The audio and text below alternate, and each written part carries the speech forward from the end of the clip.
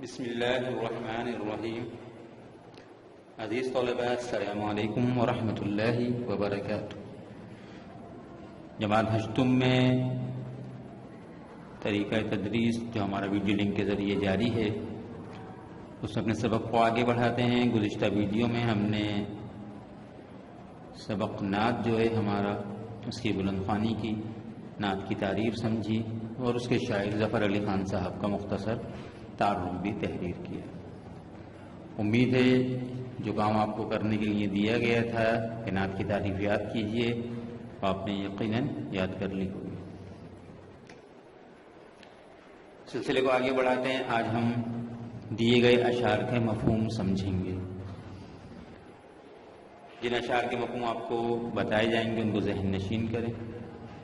اور اس کی روشنی میں جو سوالات آئیں گے، اشعار کی تشریح کرنا یا نثر بنانا یا اس کا مفہوم بیان کرنا، یہ اسی ترتیب سے ہوگا جس ترتیب سے آپ کو میں بتاتا ہوں، اور اس کو آپ اچھی طرح سے ذہن نشین کر لیں گے۔ پہلے شعر میں کہتے ہیں، دل جس سے زندہ ہے وہ تمنا تم ہی تو ہو، دل جس سے زندہ ہے وہ تمنا تم ہی تو ہو، ہم جس میں بس رہے ہیں وہ دنیا تم ہی تو ہو۔ اس شعر میں ظفر علی خان صاحب حضور اکرم صلی اللہ علیہ وسلم سے اپنی عقیدت اور محبت کا اظہار کرتے ہوئے فرماتے ہیں کہ ہمارے خیالوں میں، ہمارے تصور میں، ہمارے ذہنوں میں ہر وقت حضور اکرم صلی اللہ علیہ وسلم کی خیالات اور محبت ہی رہتی ہے، اور ذہن میں ہر وقت حضور صلی اللہ علیہ وسلم کا تصور رہتا ہے، اور آپ کی زیارت کا شوق ہمیں ہر وقت بے چین اور بے قرار رہتا ہے۔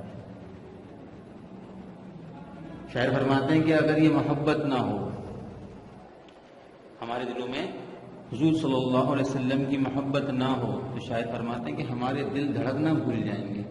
اور ہمارے پاس زندہ رہنے کا کوئی مقصد بھی باقی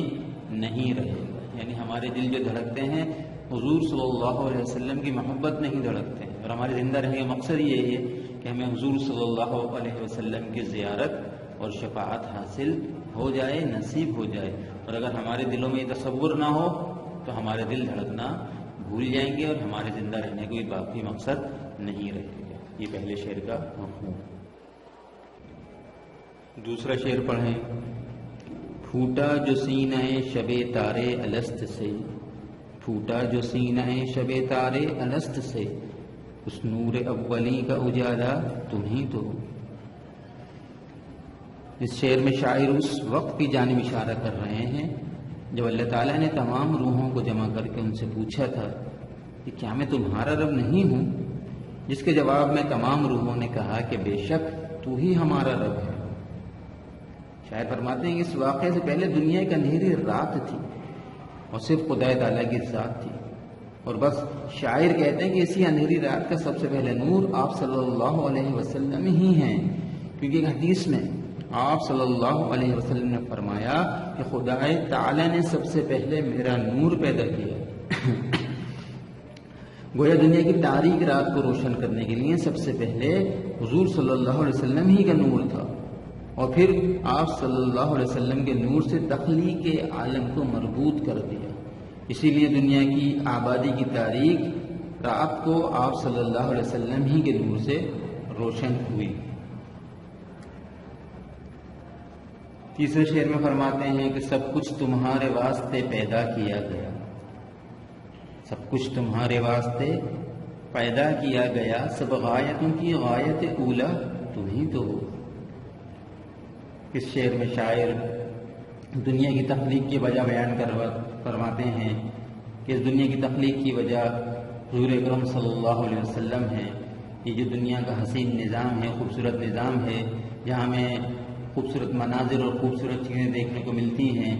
فرماتے ہیں اس سب کی تخلیق کی وجہ یہ ہے کہ حضور اکرم صلی اللہ علیہ وسلم کو دنیا میں آنا تھا۔ اگر آپ علیہ السلام دنیا میں نہ آنے ہوتے تو اس دنیا کو بھی نہ بنایا جاتا۔ اسی لیے آپ صلی اللہ علیہ وسلم کو وجہ تخلیق کائنات بھی کہا جاتا ہے۔ اس شعر کا مفہوم یہ۔ اگلے شعر پڑھتے ہیں۔ جلتے ہیں جبرائیل کے پر جس مقام پر، اس کی حقیقتوں کے شناسا تم ہی تو ہو۔ اس شعر میں شاعر واقع معراج کی طرف اشارہ کر رہے ہیں کہ جب سدرۃ المنتہا کے مقام پر پہنچ کر حضرت جبرائیل علیہ السلام نے آگے جانے سے یہ کہہ کر معذرت کر لی تھی کہ اس سے آگے بڑھوں گا تو میرے پر جل جائیں گے۔ جلتے ہیں جبرائیل کے پر، یعنی اس واقعے سے اشارہ جب جبرائیل علیہ السلام نے معراج کی رات آگے تشریف لے جانے سے آپ سے ساتھ جانے سے معذرت کر لی تھی یہ کہہ کر کہ آگے بڑھا تو میرے پر جل جائیں گے۔ پھر شاعر فرماتے ہیں اس کی حقیقتوں کے شناسہ تم ہی تو ہو، اور اس سے آگے حضور اکرم صلی اللہ علیہ وسلم تنہا تشریف لے گئے، اور اللہ تعالیٰ نے آپ کو ان حقائق سے واقف فرمایا جس کے بارے میں آج تک کوئی نہ جان سکا اور نہ ہی بعد میں کوئی جان سکے گا۔ اس کی حقیقت یعنی اس آسمان کے اوپر جہاں اللہ کا عرش ہے اس کی کیا حقیقتیں تھیں، وہاں کی کیا باتیں تھیں، وہ اللہ کے رسول صلی اللہ علیہ وسلم سے نہ پہلے کسی کو معلوم تھی اور نہ آپ صلی اللہ علیہ وسلم کے بعد میں کسی کو معلوم ہو سکیں گی۔ اگلا شعر ہے، گرتے ہوں کو تھام لیا جس کے ہاتھ نے، گرتے ہوں کو تھام لیا جس کے ہاتھ نے، اے تاجدار یثرب و بطحا تم ہی تو ہو۔ اس شعر میں شاعر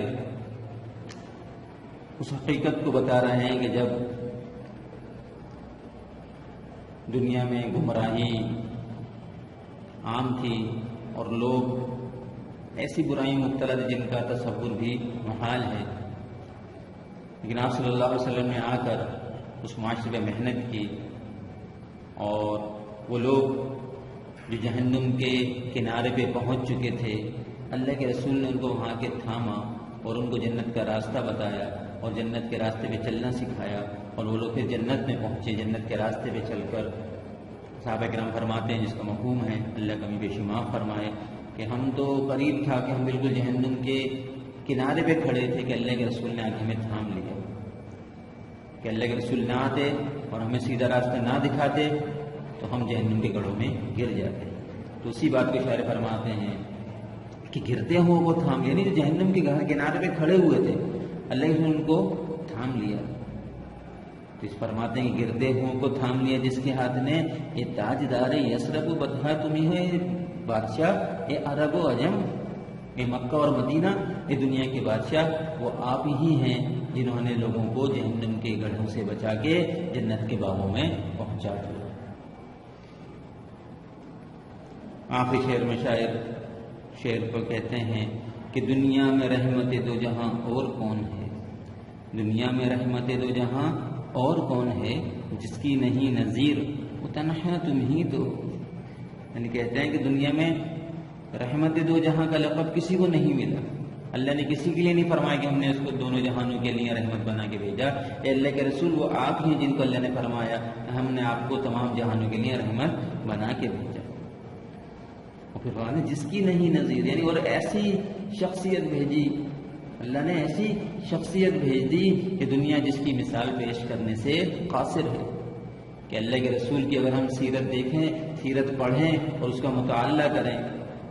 تو پتہ چلتا ہے کہ اللہ کے رسول صلی اللہ علیہ وسلم ہر شعبے میں ہر جگہ پہ ایک امتیازی اپنی شخصیت رکھتے ہیں، آپ صلی اللہ علیہ وسلم کی کوئی مثال پیش کرنے سے بھی قاصر ہے۔ اللہ کے رسول کو بچپن میں دیکھا جائے تو بچپن ایسا مثالی کہ ایسے عرب کے اندر ایسا بچپن پیش کرنے سے کوئی قاصر مثال پیش نہیں کر سکتا۔ آپ کی جوانی دیکھی جائے تو ایک پاک طیب جوانی، آپ کی تجارت دیکھی جائے تو ایک صادق اور امین تجارت، سچی تجارت، آپ کے معاملات دیکھے جائیں تو انتہائی خوبصورت، آپ کے اپنے گھر والوں کے ساتھ معاملات دیکھی جائیں تو انتہائی خوبصورت، آپ کی تبلیغ دیکھی جائے تو اس کی کوئی مثال نہیں، آپ کا جہاد دیکھا جائے تو آپ کی کوئی مثال نہیں۔ یعنی آپ صلی اللہ علیہ وسلم کے شب و روز میں جب ہم ان کی شخصیت کو دیکھتے ہیں تو ہم یہ کہنے پہ مجبور ہو جاتے ہیں کہ آپ صلی اللہ علیہ وسلم کی دنیا مثال پیش نہیں کر سکتی۔ اللہ نے اپنے رسول کو ایسا ممتاز اور ایسا خوبصورت بنا کے بھیجا، نہ ان جیسا ظاہری خوبصورت کوئی ہو سکتا ہے اور نہ ہی باطنی خوبصورت۔ یہ ہمارے آج کے نعت کے جو اشعار تھے ان کے مفہوم سمجھائے گئے، جس کی روشنی میں باقی سوال جواب بھی کریں گے۔ آج تک کے لیے ہمارا سلسلہ یہیں پہ ختم ہوتا ہے۔ ان اشعار کے مفہوم کو جو آپ کو بتایا گیا ان کو غور سے سنیں، ان کو سمجھیں، اور آگے ہم ان کے جو سوالات ہیں اس کو انشاءاللہ اگلی ویڈیو میں مکمل کریں گے۔ جب تک کے لیے اجازت. السلام علیکم ورحمۃ اللہ وبرکاتہ.